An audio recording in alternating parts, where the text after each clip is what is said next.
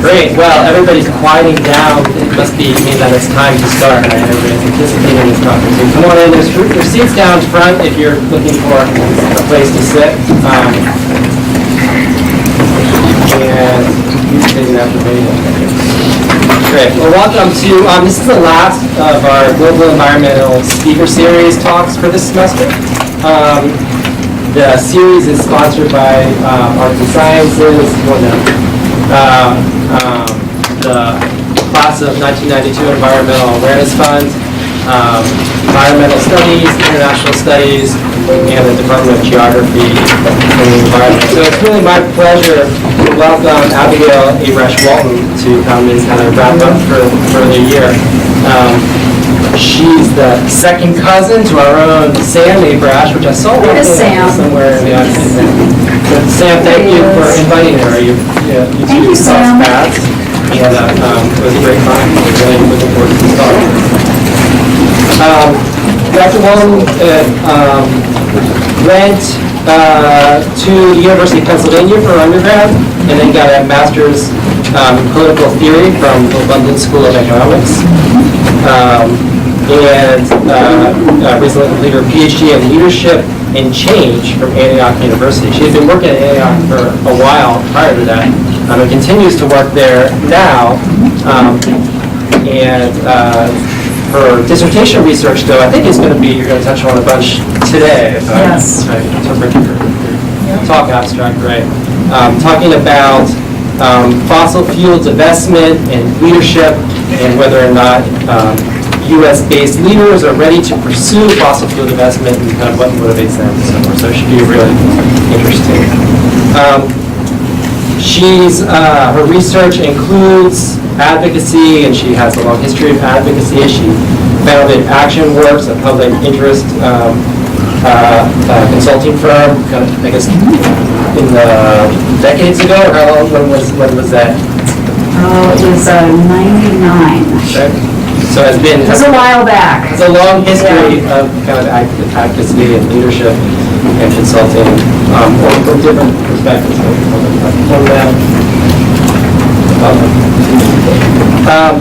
And she holds a number of positions, adding including director in the Advocacy for Social Justice and Sustainability Master's Concentration Program, co-director in the Center for Climate Preparedness and Community Resilience, and is a member of the faculty of the Department of Environmental Studies.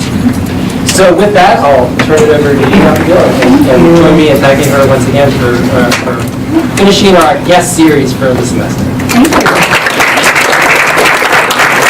Very much. So it is just such a pleasure to be here. I've had the best day in Richmond on your campus.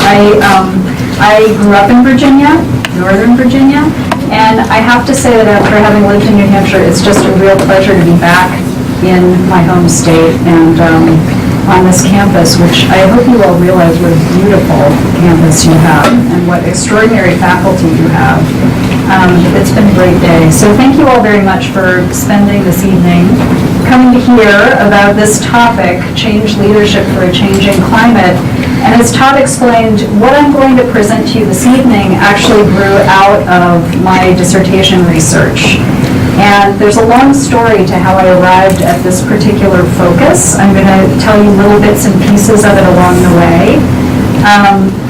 But I want to just start us out by thinking about the challenge of climate change and what it suggests in terms of the need for change leadership. So if we think about the last few years, we know that world leaders, as well as activists all over the globe, have called for urgent action on climate change.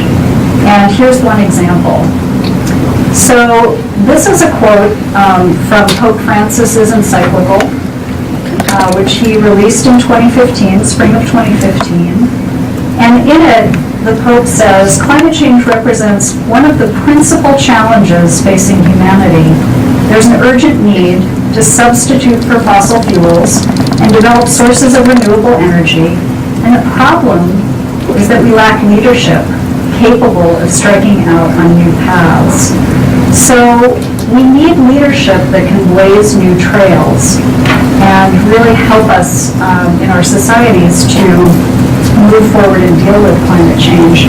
Just recently, the European Parliament called on all the member countries of the European Union to divest from fossil fuels all of their pension fund holdings for every single EU country. We're going to talk a little bit more about what the movement looks like. But as those of you in the room who are scholars and practitioners of leadership and change know, creating awareness or a sense of urgency about a challenge is only the first step in a change process. And really, there's a tremendous amount more that has to happen to move people from being aware of a challenge to actually doing something about it. And so that question was really intriguing to me in terms of setting up my research. Now, how many of you have read the 4th National Climate Assessment that just came out a couple weeks ago? Hands? Anybody? Anybody? Okay, so every few years, the U.S. Global Change Research Program is required, because Congress required them to do this, to go out and look at how the climate is changing, to assess the state of the climate. And I've taken this slide from the 4th National Climate Assessment, which was just released a few weeks ago. And the key thing that I want you to take away from this is that human activities are the primary driver of recent global temperature rise. And you can see there that human-caused activities far outweigh any other factors. So I want to now invite us to play a game. How many of you know the game Jeopardy? Television game, Jeopardy. Raise your hands high. You see them. Okay, so you're pretty familiar with this. So I'm going to reverse the structure of how Alex Trebek usually works with folks on the show, and we're going to play reverse Jeopardy, okay? So I'm going to give you the question first, and you're going to give me the answer. So the question is, what's the predominant cause of climate change? And be as specific as you can. Anybody? Anybody, don't be shy. Just call it out. Yes? Palm oil. Palm oil. Okay, so rainforest destruction to create monocrop plantations of agriculture. We focused on palm oil cultivation. Okay, in tropical rainforest. Okay, I'm looking for other answers. Any other answers? Yes? Basic livestock. Livestock. Like methane gas emissions? Okay, all right. What else? What else? Keep going. Somebody back here said CO2 emissions. CO2 emissions. Okay, where are the CO2 emissions coming from? Transportation, fossil fuels. Okay, who said fossil fuels? Raise your hand. Okay, the answer is combustion of fossil fuels by humans. And that is the finding that was reported out in the 3rd National Climate Assessment. Okay. So we know what the primary driver is of climate change, and it is the combustion of fossil fuels by humans. So now we want to get to the next question, which is what's rapidly moving financial resources out of fossil fuel extraction and into clean renewable energy investments? Anybody? What's doing that? Think about a social movement.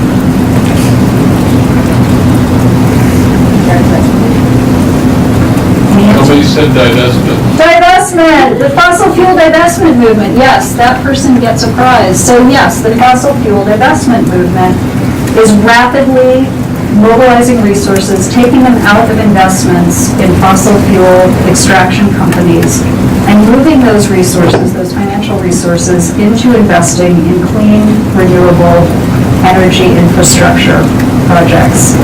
And so when I thought about the study that I wanted to do, thinking about climate change leadership, I was really interested not in looking at individual household level behavior, the kind that you and I do in our daily lives. I was really interested in looking at where the biggest levers for systemic change. And when a colleague brought the fossil fuel divestment movement to my attention, my first reaction was total skepticism. I was like, oh, that's never going to work. Come on, that's silly. You know, if you sell off a stock in ExxonMobil, somebody else is going to buy that stock. So you're really not changing anything by divesting your financial holdings from that fossil fuel company. But the more that I began to research the movement and to research the phenomenon and to look at meta-analyses that have been done about divestment campaigns historically, the more I realized that this was an incredibly powerful social change tool and movement. And I was intrigued enough that I wanted to go really in depth in understanding more about it. So I want to give you a little bit of background on the movement. This is a bar graph that shows you the amount of financial resources that have been pledged or already divested from fossil fuels. And you can see that from the year 2013 here up to just this past year, the amount of money that's been shifted out of fossil fuels and into clean renewables has increased to the point of being $5.5 trillion. And that number might seem small to some of you, it might seem very large to others of you, but I want to put it in a context and help you to understand the significance. So that $5.5 trillion represents about 8% of the value of the global stock markets combined, the combined value.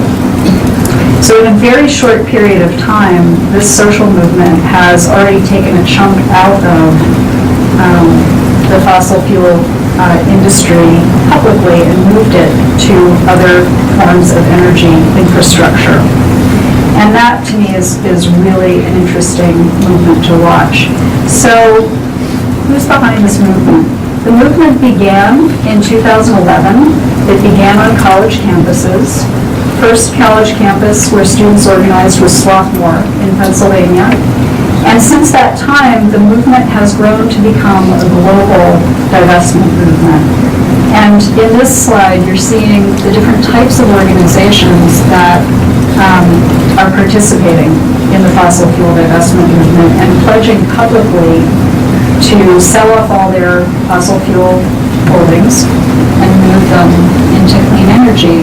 And at the very top here are philanthropic foundations, not in terms of the total value of the dollars that they have divested, but in terms of the number of organizations that are participating.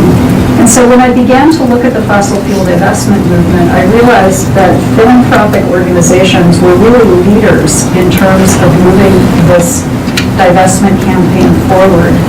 And I decided that they were going to be the focus for my study. So this is the phenomenon. There is this movement that has been created.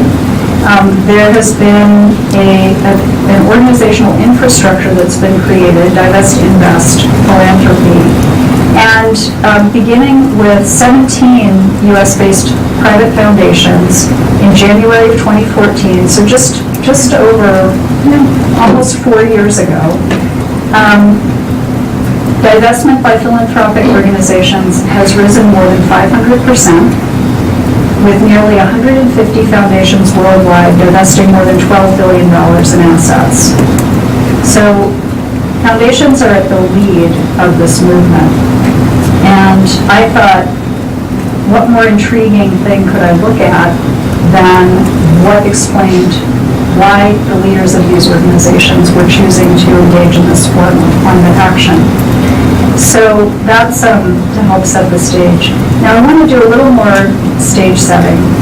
How many of you are familiar with this term, Anthropocene epoch? Okay, does anybody want to give a definition? What does that mean? Period of time in which human activities are dominating the changes in the biosphere and the lithosphere. Thank you, Sam. That's a great definition.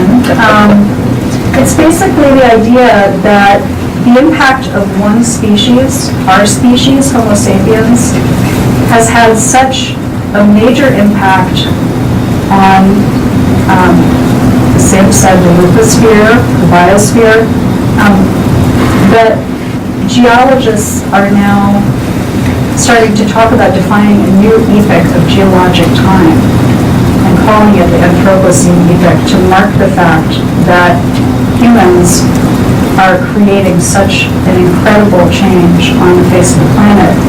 And climate change is just one of the markers of the type of change that defines the Anthropocene epoch. So recognizing that our species' impact on the planet is now visible from space, in terms of the mines that have been created in different parts of the world, in terms of the construction projects that have been created. It's an important time in human history to really be thoughtful about facilitating pro-environmental behavior. And for my study, I conceptualized fossil fuel divestment as a specific pro-environmental behavior change. So I want you to keep that in mind.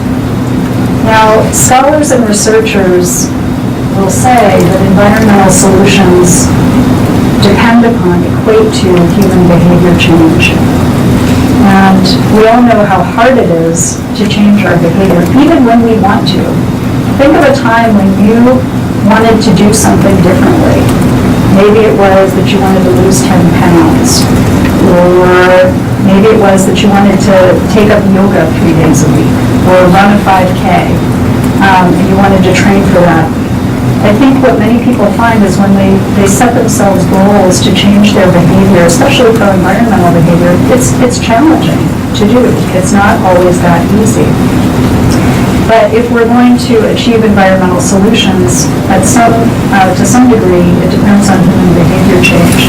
And in my research, I was really interested in looking at the organizational level of change as being the place where it's you're aggregating a lot of different behaviors and you're engaging in systems level change. And so for my research, I decided that I was going to focus on organizational level change and specifically focus on these philanthropic organizations with billions of dollars in assets that they were moving out of the fossil fuel industry. Now I'll just take a moment to point out the photo on the lower left here. I come to this photo often because this is an aerial photo of Mexico City. And when my mom was a little girl, and I will divulge her age, 70 years ago, when my mom was a little girl, she lived in the state of Delaware, and she had very bad asthma. And her parents decided that the best thing they could do for her was to put her on a plane by herself at the age of 8 and send her to Mexico City to live with her aunt, because the air quality in Mexico City was so great that her asthma was going to go away. And that's exactly what happened. Okay, so fast forward 70 years later, and when we think about the Anthropocene and we look at these photos, it's just an extraordinary rate of change that humans have created.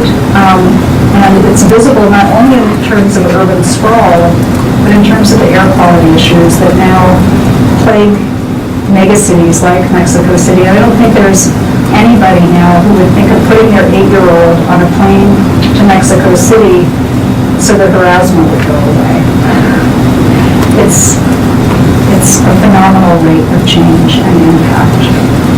So let's talk about the study. This was my central question. I wanted to understand what explained U.S.-based private foundation leaders' readiness to pursue fossil fuel divestment by their institutions. And let's be honest, fossil fuel divestment, with all of my advocacy experience, even I was skeptical about the efficacy, the response efficacy, the impact of engaging in divestment. So if I was skeptical, I thought, what explained the readiness of people who are stewarding hundreds of thousands, sometimes billions of dollars? What would prompt them to want to make this kind of change? And I went into the research having some assumptions. I assumed that they wanted to do it because they cared a lot about climate change, and that was the primary motivator for why they were engaging in this activity.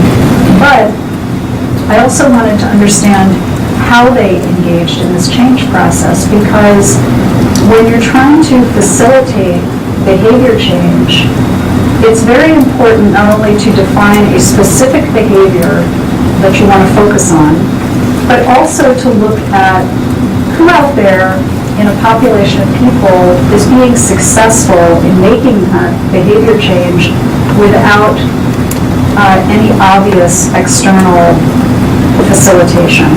So you want to look for the positively deviant members of a population. And positive deviance as a research design is fun. It's fun not only because it's fun to say positive deviance, and it kind of gets people's attention. It's like, whoa, that sounds challenging and radical. What's positive deviance? But it's also wonderful because it really helps you to look at the successful change processes that people are enacting, and to learn from those successful change processes what you can design in terms of interventions to help other people who might be having a harder time making that change happen. And so in conceptualizing fossil fuel divestment as a specific pro-environmental behavior change, and understanding that this was a very unconventional form of investment behavior, and also understanding that philanthropic leaders were my positively deviant population who were leading the charge in terms of making this change, I decided I was going to hone in on them and really ask these questions. So this was the central research question. And to answer this question, I've decided that I'm constitutionally interdisciplinary.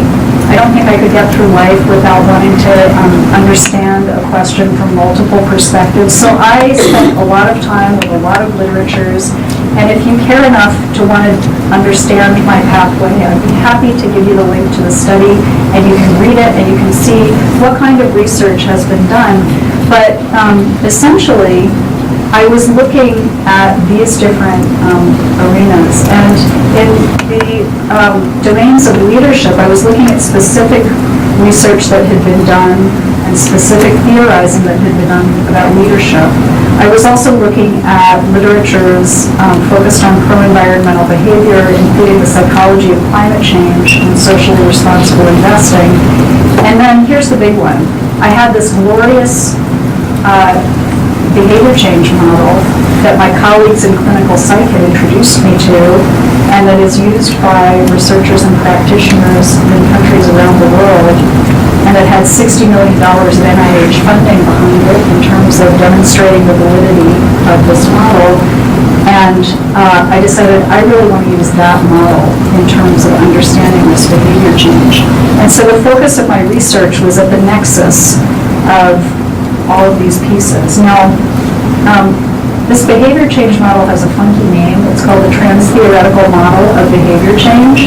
And I want to walk you through, briefly, the model so that you understand how it works, because it is this elegantly simple and yet comprehensive integrative psychological model that helps us to understand why people do change and how to help them change. So basically, this is a model that was developed by Jim Prochaska at the University of Rhode Island and his colleagues, and they developed this model in the 1970s and then used it to do a lot of research looking at addiction to smoking and looking at what enabled people who were addicted to smoking to successfully stop smoking.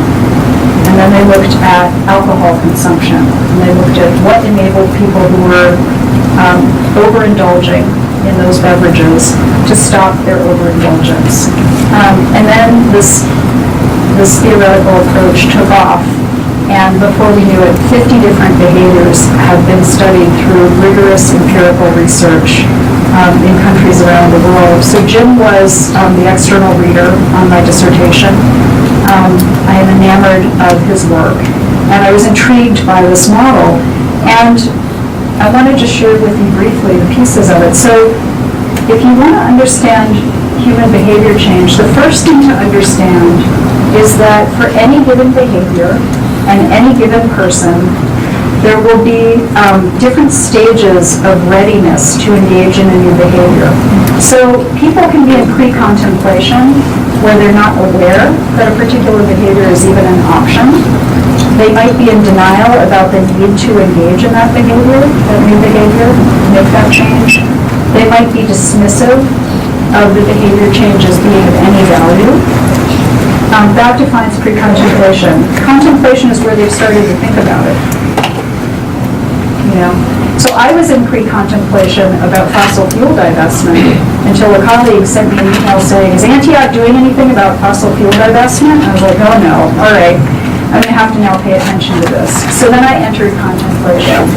And I can tell you that the cons of making that behavior change outweighed the pros for me when I first started to think about whether our university should divest from fossil fuels. And that contemplation stage of readiness is where a person is really either consciously or not so consciously weighing the pros and the cons of making a change. It's not rocket science, it's pretty straightforward. And that process is decisional balance, pros versus cons. So once a person has presumably moved through a process, the pros outweigh the cons, then we move on to preparation. And the preparation stage of readiness is defined by getting ready to make the change, because you don't just do it overnight. You have to oftentimes go through a preparation process. Preparation is also defined by making a commitment to engage in the change. And in the fossil fuel divestment movement, there is a public commitment that organizations and individuals are asked to make, saying, I'm going to do this. Okay? But just because you've said that you're going to do it doesn't mean that you have yet done it, right? But you've gotten to that next stage of readiness. You've committed. What comes next? Action. Action is where you're doing the new behavior. So for my population, it's where they actually started divesting from fossil fuels. And then the final stage of readiness is maintenance, and that's the idea that sometimes you get into a behavior change, but it's hard, and you relapse, and you stop doing it. Maintenance is defined by continuing to engage in the new behavior after 6 months and beyond, right? So the action phase typically lasts 6 months, and then beyond 6 months, you're in maintenance. So that's the first construct of the model. Decisional balance is the second construct of the model. That's the pros and the cons. Self-efficacy is a fancy psychological term for saying, do you feel capable of making a change? Okay, so how confident are you that you can make this change? And then the TTM's processes of change construct, there are 10 processes of change in this model. And I'm not going to go into detail about those, but I will just say that they are cognitive and experiential processes that have been shown to be effective in moving people through these 5 stages of readiness to make a change. So that's the introduction to the model. I'm going to come back in my findings and I'm going to show you what I learned about the process by which these folks moved through these stages of change. So a very quick thing about my methodology and the research design. I used 2 data sets. There were 2 phases to this study. The first phase was looking at the organizational population of foundations, and I was looking at only private foundations that were based in the United States, and those who had made a public commitment to divest. So that's how I narrowed the scope. And there were 36 foundations in that population when I started the study. 34 of them had made public commitment statements. So the second phase was conducting interviews with the leadership of these organizations, of these foundations. And the criteria that I set for who could be a participant in that phase of the research was looking at those who were publicly named in those commitment statements as being the representatives for their foundations. And if there was nobody named, looking at who served in the formal top leadership role, the CEO, the president, the executive director, the chair of the board, basically. So that was the design. And this gives you a quick sense. This is a partial list of the populations. So as I said earlier, in terms of institutional assets, the smallest foundation had about $500,000 of assets under management. The largest had almost $1 billion in assets under management. And they're based in many different parts of the United States, but you can see here that most of them are based on the two coasts, East and West Coast, with a smattering of organizations in the center of the country. So the first phase of my research was a qualitative research design, looking at the public commitment statements that they had made and doing some content analysis of those commitment statements. So here's just one example of how I did that content analysis and types of codes that I used. Has anybody in the room done qualitative research using content analysis? At the back. Isn't it fun? Doesn't it take forever? And don't you wish that you had chosen to do a quantitative research design instead? Absolutely. Yeah, I mean, people I think that qualitative research is easier than quantitative research. It isn't. I can tell you right now. But the value of it is that you surface a richness from the data that is hard to get in a simple quantitative research design. So I'm going to come back to what I found in that regard. But the typical way that the TTM is used in research is a survey methodology. Yes. You want to challenge my assertion? I just want to understand, that's all. Yeah. You did not measure how many of these foundations ultimately divested, did not divest, or partially divested through fossil fuel investments? You mean, was I trying to verify whether or not they had followed through with the commitment? All you measured was commitment. Sorry? You didn't measure commitment, you just not sure understand how the value of the commitment were actually. Yeah. Well, so when I started the study, all I knew about this population was that they had made the public commitment. I did go into their 990 filings, their IRS 990 filings, because I wanted to really understand more about each one of these organizations. But at the beginning of the study, there was no way for me to really know how many of them had followed through with the commitment and moved into action and into maintenance. Does that make sense? Okay, but I'm going to come back to that. Don't worry, I'll come back to that. So this was the first phase. This was like the warm-up lap that you do before you get into doing the semi-structured interviews, because you want to go into those semi-structured interviews not feeling like an idiot, like you don't know anything. You want to sort of prepare yourself and understand a little bit about what you're likely to encounter, and so that you can develop a protocol for your interviews that is based in a systematic assessment of where you think people are. So I did thematic analysis. It was based on theory. It was based on prior research, and there were some emergent themes that came from the data. And this is just a quick look at what the content analysis of those commitment statements showed. And the thing that freaked me out, I'll be honest, is I expected that climate change awareness, which appears here with 21 counts, I thought that was going to be the number one reason that these foundations made the divestment commitment. I did not at all expect to find what I did in this initial phase, which was that every single one of the 34 commitment statements talked about aligning investments with mission, vision, values, and grant making. Every single one of them. Only 21 of them talked directly, explicitly about climate change. So that was surprising. I was also interested to see that collective action was a theme that came up again and again and again in their statements, and also positive emotions. I'm going to come back to that. So, and there at the bottom, you can see moral and ethical concerns. So we thought that would score more highly, but it was way down there. So this is the aligning investments, unchanged awareness. Economic well-being and justice, not so much. I had anticipated it would be higher. And collective action. So let's look at who I interviewed. So I conducted 18 interviews for this study. And the really nice thing about this study, I told my dissertation committee that I was going to interview 12. And I thought, that's good. 12 out of 36 possible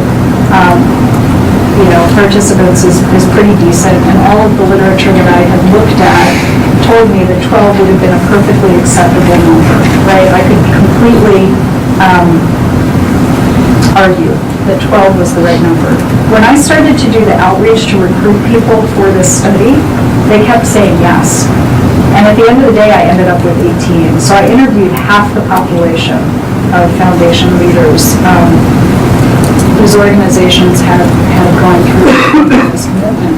And this is just to give you a sense of that population. So these were the institutional roles of the individuals I interviewed, the geographic region where they were located. This is asset size, how much money they were stewarding on behalf of their organizations. And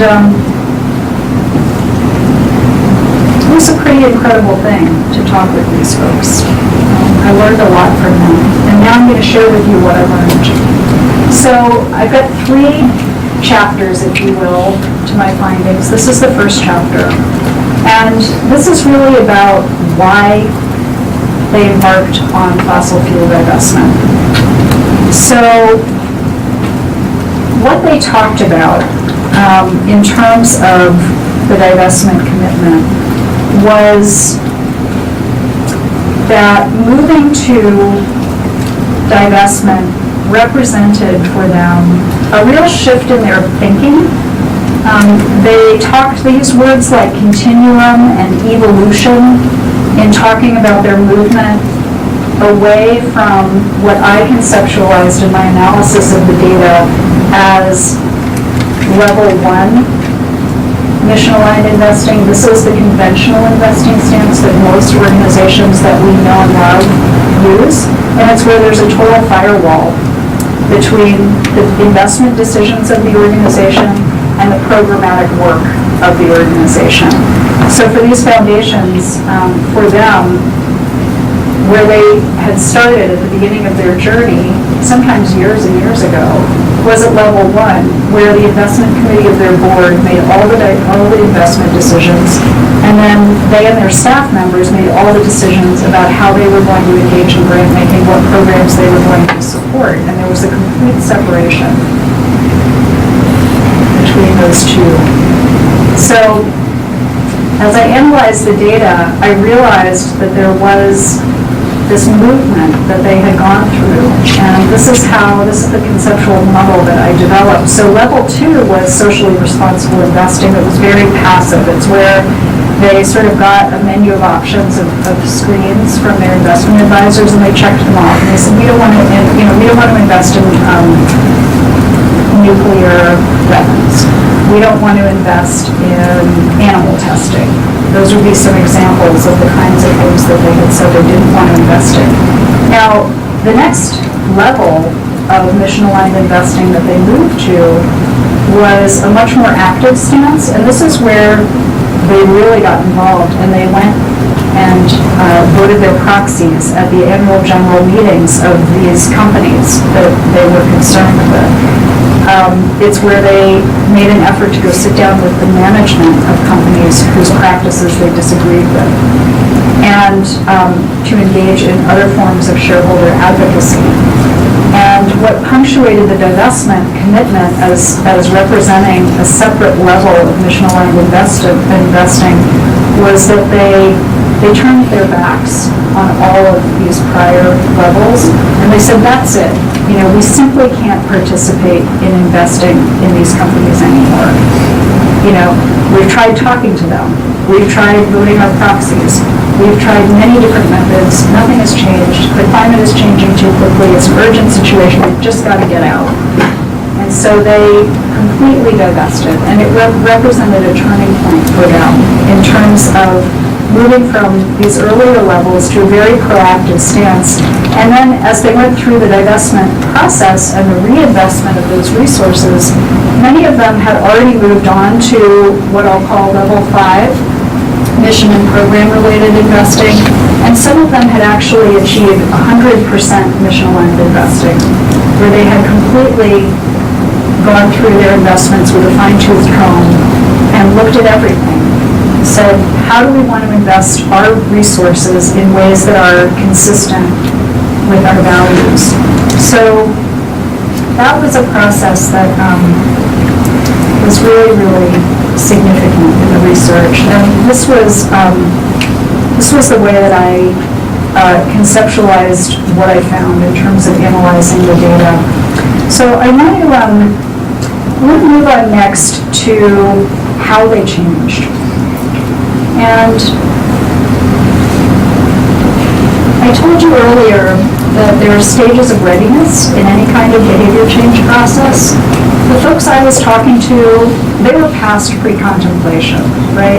What I was really interested in looking at in this study was how they moved from contemplation, thinking about divestment, to preparation, making that public commitment to divest, to action in terms of implementing the divestment commitment, and then for those that have attained maintenance, how they were managing to do that. So let's look at what I found.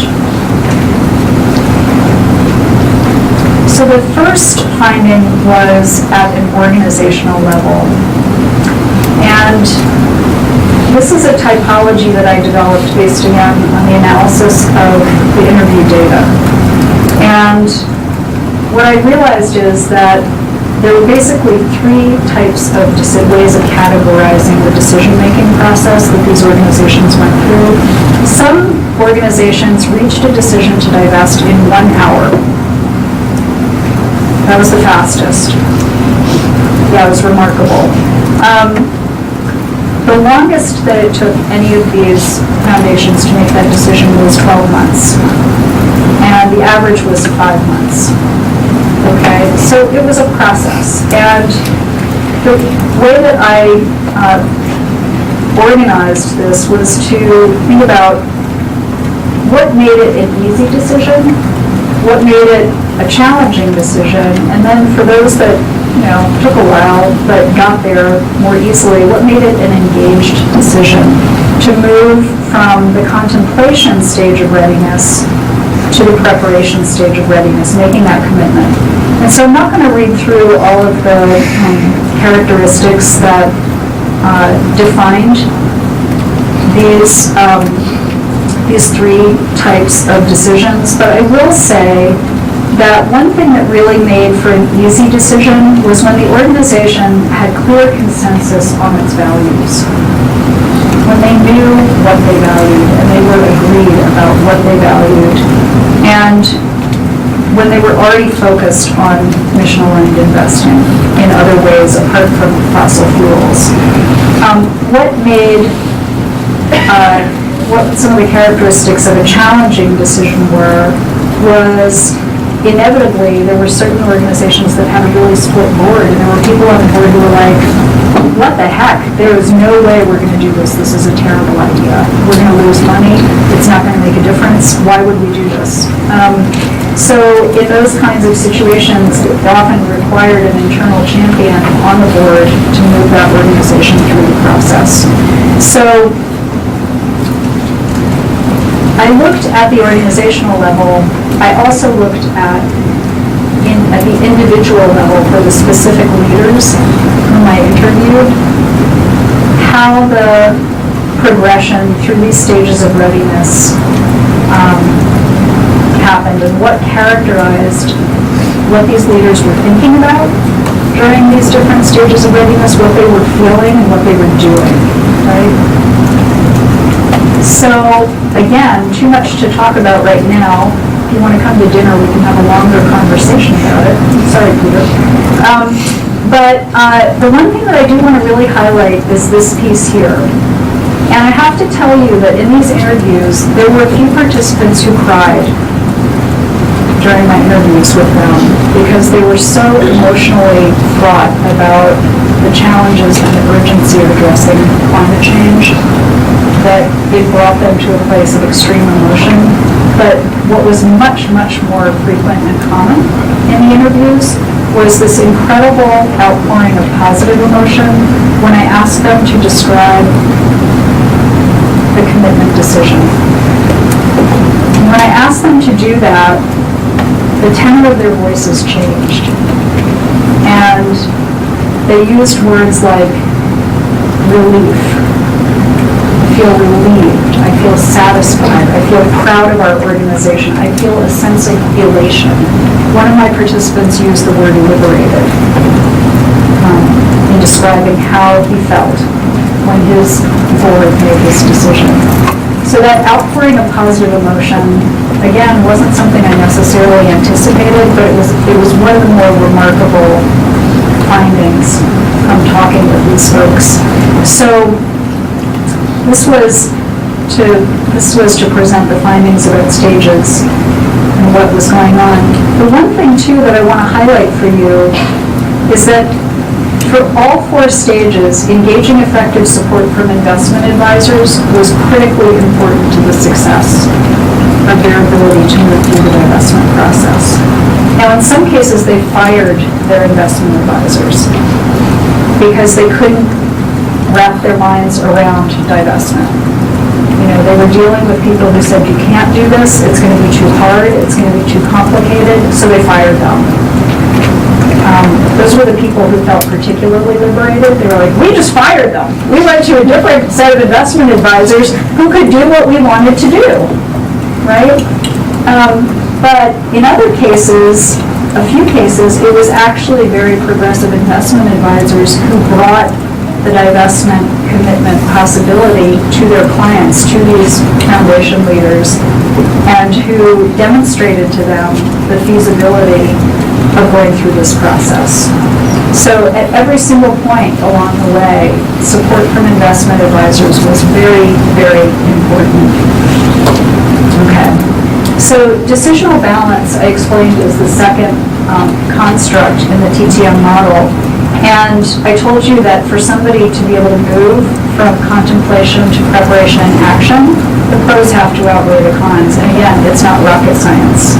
This is, we all do this, right? Whether we do it intentionally or not. But these were my findings in terms of both the pros and the cons that leaders identified. So desire to align investing, desire to address climate change, desire to exercise leadership, the efficacy and feasibility of divestment based on personal past activist experience.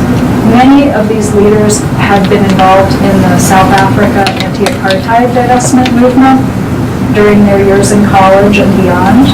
And for them, as one of them said, it was a no-brainer. You know, I participated in the South Africa anti-apartheid divestment movement. I knew divestment worked. I knew it was possible. I knew it could achieve great things. Of course we did it. Right? So that was a factor. And then the last pro that was also really significant was that these leaders looked at divestment as an investment opportunity. They realized that they were going to be on the leading edge of this change process. They were going to be leading the change process, and they anticipated that by divesting, they were going to send a market signal that would catalyze new investment services and products and also possibly influence public policy. So they viewed that as being a benefit of their willingness to divest. And then the cons won't surprise you at all. You know, there was concern about the amount of time that it was going to take to research and implement the decision. And there was obviously concern that maybe there would be a decreased performance of the investment portfolio. I'm going to come back to that. Because you're probably wondering that too. You're like, well, did they lose money? Okay, I'm going to come back to that. Okay, so that was decisional balance. Now, in terms of the third construct, self-efficacy, there's a laundry list of things that affected their sense of self-efficacy, whether they thought they could do this or not. The thing I'll highlight again, changing investment advisors. That was really important. You know, if their investment advisors couldn't do it, they moved on. They did not let that stop them. Okay. And then the fourth and final construct, the processes of change, there are 10, as I mentioned earlier. We don't have time to talk about all of them, but I do want to highlight for you self-reevaluation. And this is a process of change that is particularly important as people are moving from contemplation to preparation. And it's a process where you look at the impact of that behavior change on yourself. What's going to be the impact on me? And I told you earlier that I was really surprised that mission alignment for them was the number one thing that they all talked about, even more so than addressing climate change. They wanted to align their values with their actions. They didn't want to be hypocrites. They wanted to feel that their behavior matched their values and the missions of their organizations. And that was really, really significantly important. Okay, so I want to wrap up chapter 2 of my findings with this statement. If you're like me and a lot of my students, when you think about making a change, you think, well, if people just know enough, they'll change, right? We're rational decision makers. If people give us good information, if they raise our consciousness, if they raise our awareness, we're going to make the change. It turns out that's not true. It's not true. People have to be ready, right? And a problem that a lot of environmental advocates and other change agents have is that they come in with all the processes and information that can help people who are already in preparation and action, who are already ready at those stages to engage in that change. And they forget or they don't know that actually people have to be ready and you have to have moved them from pre-contemplation to contemplation into that preparation stage. So people have to be ready. The pros have to outweigh the cons. They have to understand the benefits being greater than the barriers. They have to feel confident about the ability to change. So when you want to help people make a change, you have to make it easy for them. You have to give them the tools and the support that's going to make it easy for them to change. And there are also these 10 general techniques for facilitating behavior change, any kind of behavior change. So that wraps up chapter 2. Let's get into the good stuff of chapter 3 of the findings. So remember that I was really interested in their role as organizational leaders. They were the decision makers in their organizations. What was explaining their positive deviance in engaging this highly unconventional behavior change with respect to their investing choices, right? So that was what I was curious about. I'm going to share with you this conceptual model. This also came out of the analysis of the data, and it was just a sort of simple way of understanding the key aspects that defined their leadership, right? So the first one I characterized as owning what you own. One of my participants gave this example. She said, you know, back in 2011, I went to a meeting of funders, as I do as a foundation leader. I went to a meeting of funders, and all of the other foundations in the room were all, like my foundation, supporting activism focused on ending coal mining and ending the combustion of coal, burning of coal to create energy. And she said, I went into that room and I looked around the room and I looked at my colleagues in the foundation world and I said, so how many of you are invested in coal? And the room went silent. She was like, I challenged them to own what you own, to be responsible for your investing, to own those assets, and to be thoughtful about like a vote. Divestment is kind of like a no confidence vote. You're saying, I don't have confidence in you as a corporation, and what you're doing. I'm pulling my money out and sending it elsewhere. So owning what you own was actually a really important dimension of their leadership. And many of them talked about growing into this ability as leaders to own what they own. They said, we're the heads of these foundations, and, it's not really our job to deal with the investment decisions. At least we thought it wasn't our jobs to do that. That's up to other people. And our investment committee guys, they always say, don't worry about it. We're going to go out, we're going to earn a nice return, and you get to go out and spend it. You get to spend it in your grant making. So this was a really significant shift for them in their leadership to say, that's not okay. We can't have that silo between the investing decisions and what we do in our programming. We need to get rid of that silo. And we as leaders need to own what we own. And even if we don't fully understand investing, even if our investment advisors are telling us it's a bad idea and we can't do it, we need to be better than that as leaders. And we need to say, let's figure it out, guys. Let's figure out how we're going to do it. So owning what you own was really important.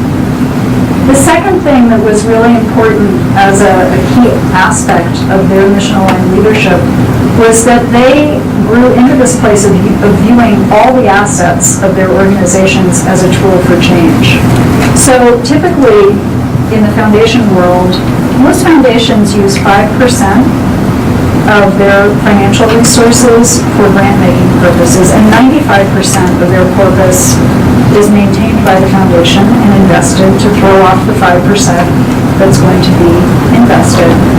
And what these leaders realized, the mental model shift for them, was understanding that they could be using every single dime of the assets that they had to advance the mission of their organizations.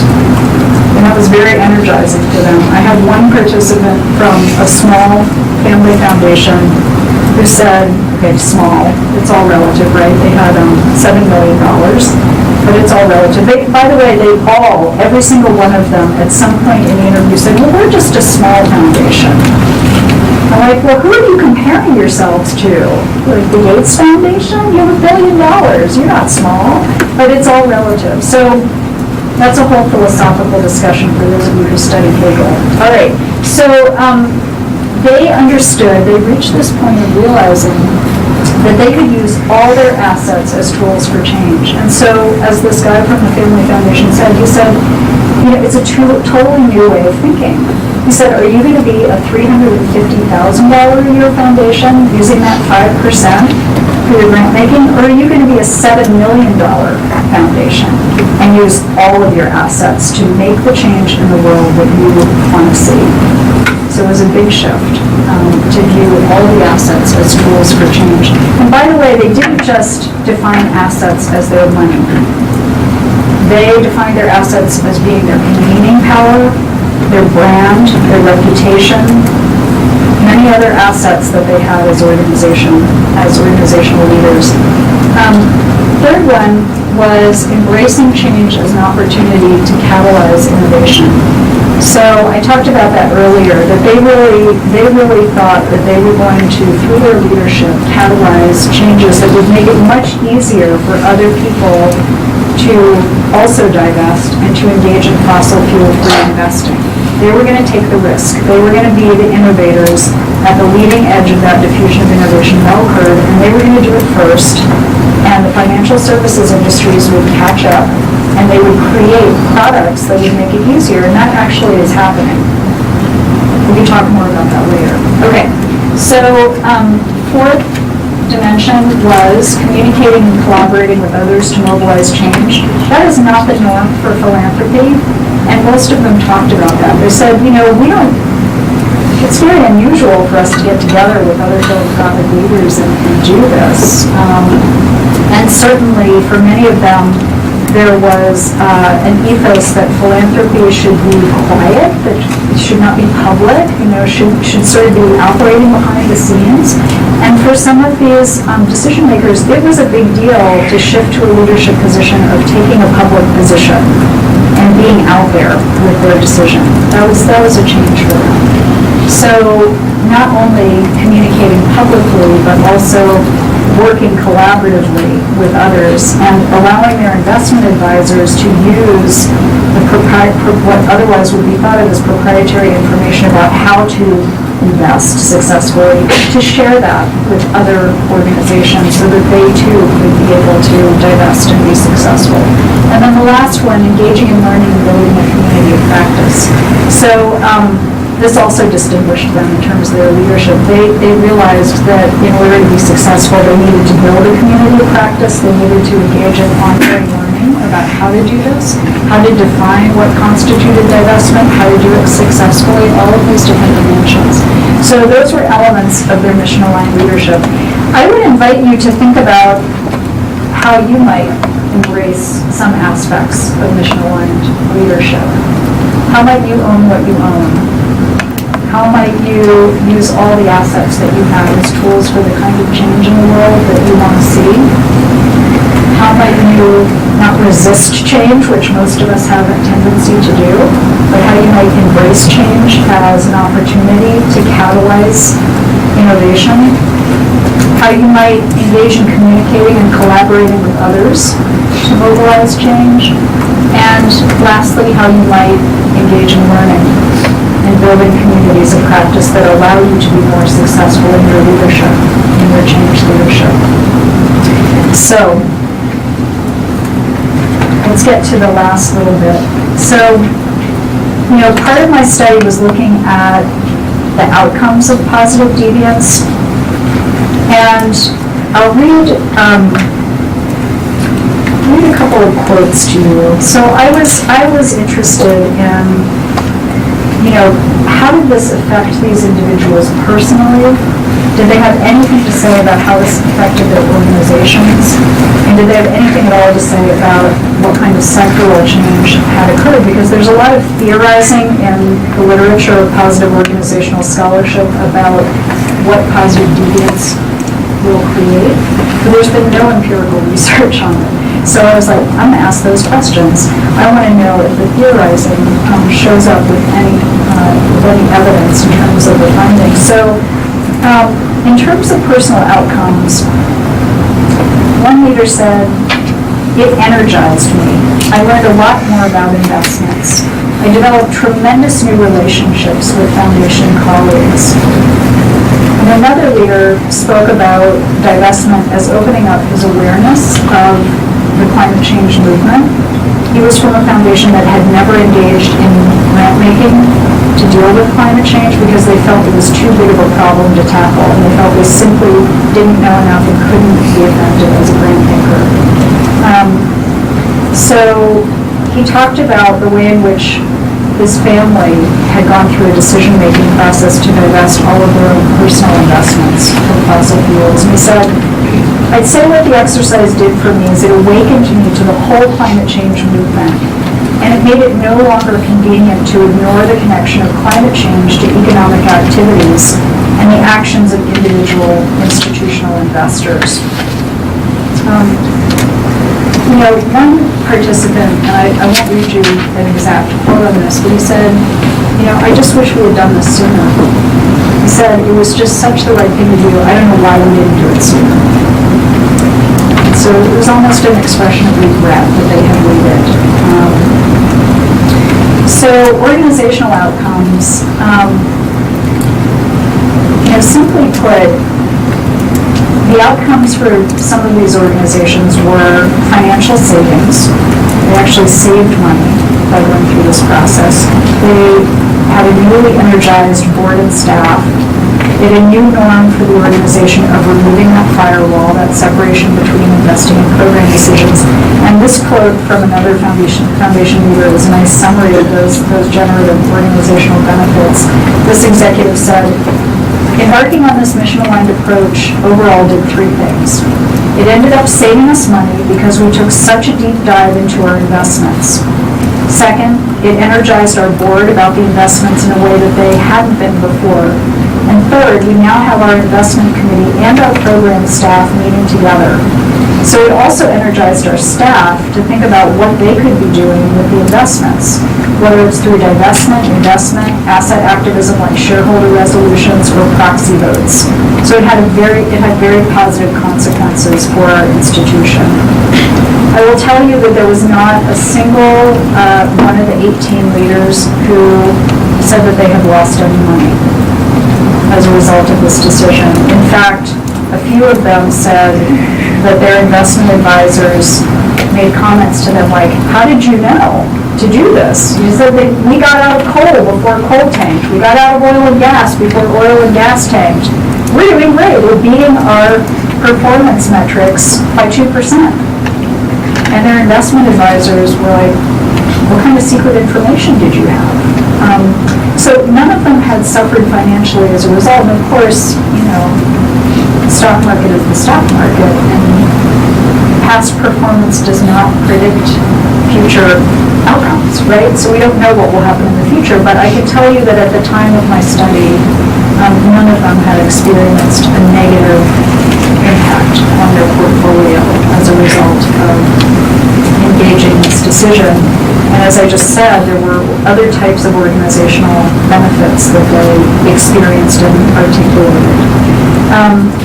One of the things that they also pointed to was that this idea that they had that they were going to be able to catalyze innovation in the financial services sector was borne out, and they gave me very specific examples of how.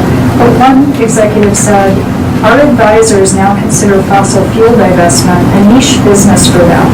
So they're running with it as fast as they can. So basically what he meant was that because they had built the capacity of those investment advisors to know how to do divestment, they were now going out to many other clients and they were offering that service and that expertise. So they had created a niche business opportunity that was lucrative for them.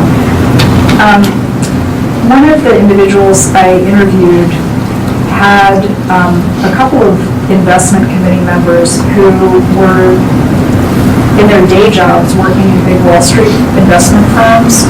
And that person gave me two really specific examples. He said, as a result of our investment committee going through the divestment process, these two members of our investment committee working at two separate Wall Street investment firms have been put in charge of creating sustainable and socially responsible investing divisions within those firms that didn't exist before. Another foundation leader said, we left Goldman Sachs because they couldn't do what we wanted to do. They couldn't figure out how to divest. And we went somewhere else. And he said, but did you read the paper yesterday? They just bought Imprint Capital, so they've acquired the capacity now to do what they couldn't do for us before. Now they can help clients to divest. So, those were some of the outcomes of positive deviance. And let's just go to the end here. I want to end with this one piece. There's psychologists are now thinking a lot about the psychology of climate change, and this piece that I've got up here is from a nice study that Thomas Doherty and Susan Clayton did, and they basically looked at different ways that we as people respond, we as humans respond to climate change. And because they're psychologists, they created this spectrum of high-functioning responses, low-functioning responses, and what characterizes a high-adaptive psychological defense and response to ones that are at the low-functioning end of the spectrum. A lot of of organizational scholarship, positive organizational scholarship, is focused on how do you create conditions within organizations that help people to flourish. Don't look at the problems, look at the solutions, look at what's working and how to do more of it. Right? It's an appreciative inquiry approach. And so if you look at this flourishing end of the spectrum and you think about what people are doing, I was really interested to see that the leaders who I interviewed fell into this higher functioning response to climate change, in the sense that they were seeking information, they were creative individuals, they were seeking to engage in problem solving, they were leaning in and engaging with solutions, and they were innovating, as opposed to being stuck in despair and denial. And so we all have a choice about how we're going to respond to climate change. It's a choice. And we can choose to be in that higher functioning end of the spectrum, and we can look for ways to engage our own leadership in terms of climate action. And I hope that this talk today has helped you to think about some of the ways that you might do that, learning from the stories and the findings of this research looking at these foundational leaders. So I thank you so much for your time. It's been great to be with you.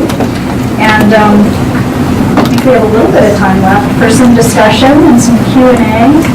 So let's open it up to that. Thank you all very much.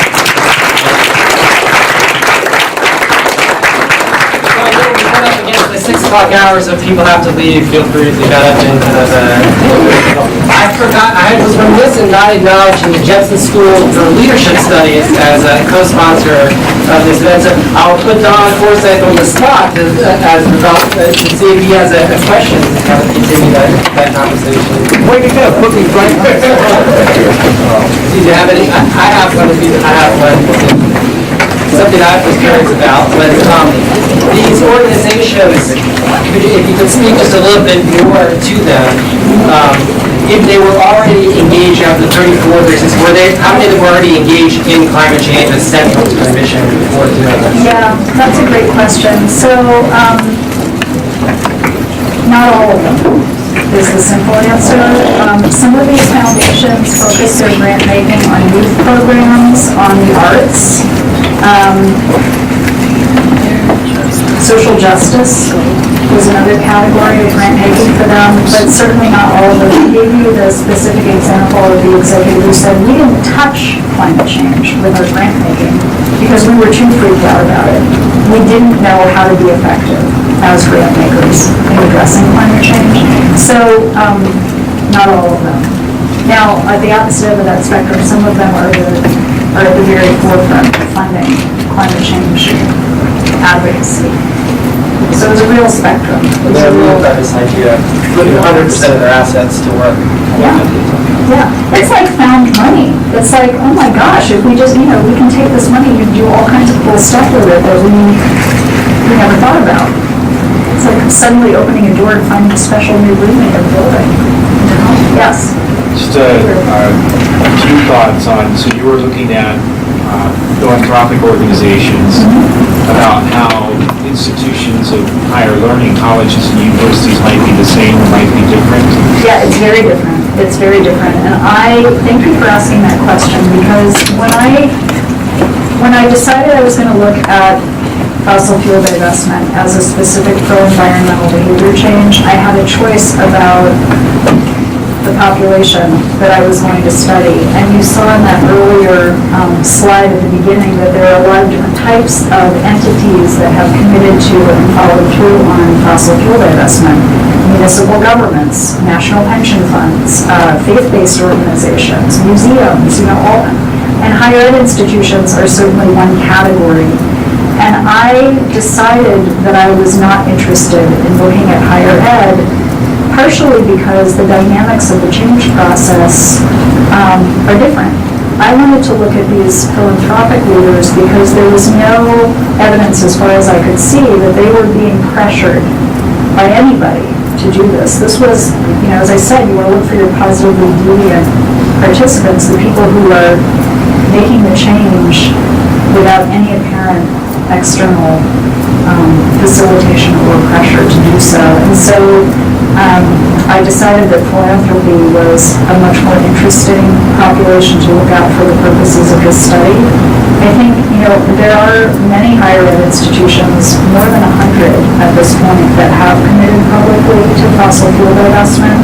And the dynamics of how that decision process happens, of course, there's variation across those 100 higher ed institutions, but student organizing and advocacy on campuses is certainly a very powerful dimension.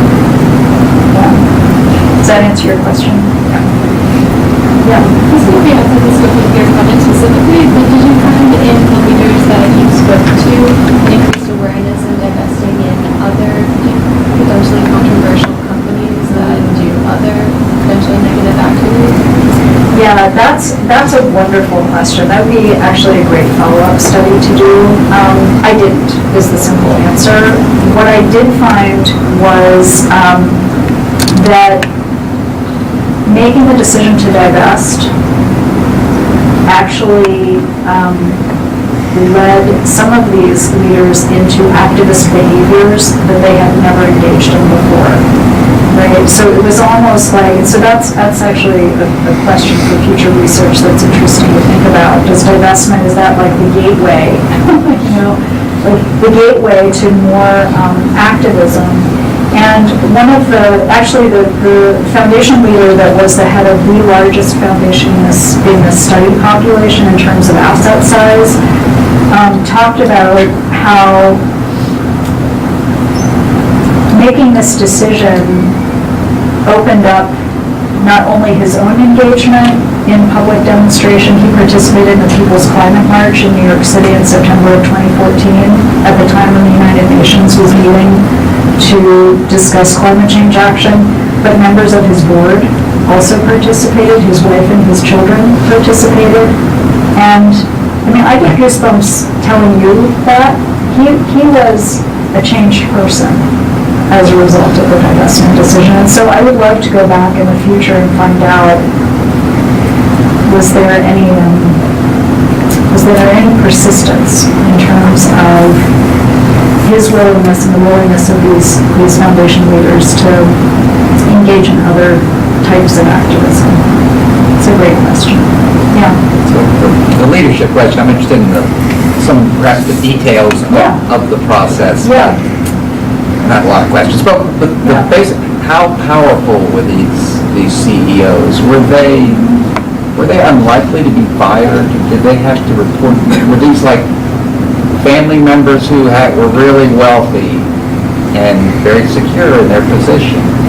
So they were very influential with their boards and couldn't be fired if this choice they made. So lost money for the foundation. Right, so I go into some detail about that in the actual write-up of the study. There are basically two types of organizations, right? There were foundations that had professional paid staff, where they had a CEO, president, executive director, and there were other organizations that didn't have that level of staffing, and the board was really with some part-time help running the show and making all the decisions. And the composition of these boards, sometimes they were family members. It was a family foundation, and I was talking to a member of the family. Other times, the foundation was not a family foundation, and the board was, a group of people who had been recruited through the way that organization sustained its lifespan as an organization. But they weren't related to one another, and they were not paid, they weren't compensated by the organization. For the 5 most influential leaders in this study, I didn't show you, I did a social network analysis, and I asked them the question, who else should I be talking with? Because I wanted to understand who they viewed as being leaders. The 5 individuals who were most frequently referenced by other participants in the study were all paid staff. They were professional paid staff, and they were the heads of their organizations. They were the executives, the C-suite people. And in terms of their concerns about being fired, none of them talked about that with me. I think that for each of them, they obviously were very adept at building relationships with their board and had good working relationships with their board members, and that gave them enough confidence to really be able to move forward with this kind of initiative. And in the organizational decision-making typology that I showed you,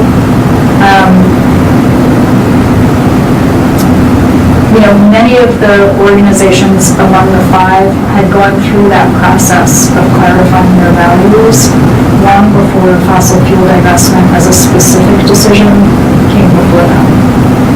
So they were more primed than some of the other organizations in the study who really were not even close to having consensus. There were organizations where there was a lot of dissension among the board members. Does that answer your question?